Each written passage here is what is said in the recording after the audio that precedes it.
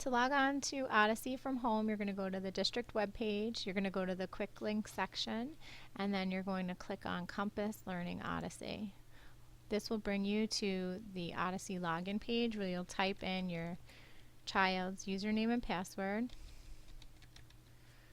I'm just using a test student.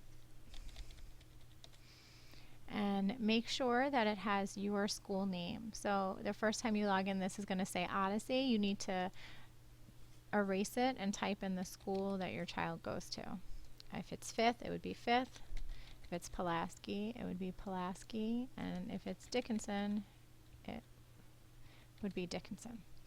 So this sample student goes to Fifth Avenue, so I'm going to type in Fifth and I'm going to press Login. When you log in, you're going to be brought to the dashboard. You should see Welcome and your child's name on the top, and it will tell you the last day that you logged on. And then you're going to see all the subjects available to your student.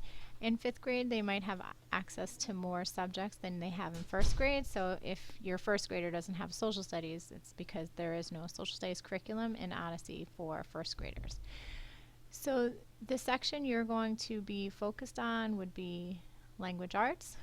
So you're going to notice 2 language art subjects. So language art extensions and language arts. And this one has a yellow circle, so there are assignments in there. All the assignments at the elementary level are based on NWEA scores. So we load all of the student scores into the system and they generate folders and activities based on those scores for your child to work on. So if I click on language arts, you will see a bunch of folders.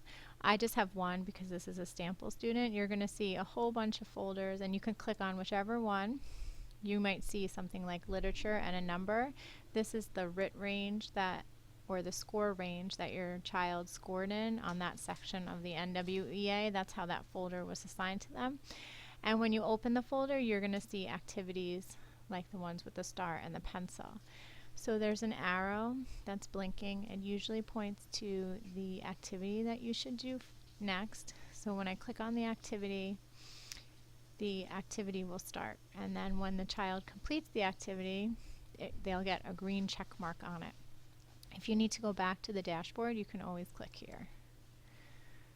So the students' goals are to complete their activities and get green checks on all of their activities. When they finish the whole folder, they're going to get a green check on the folder.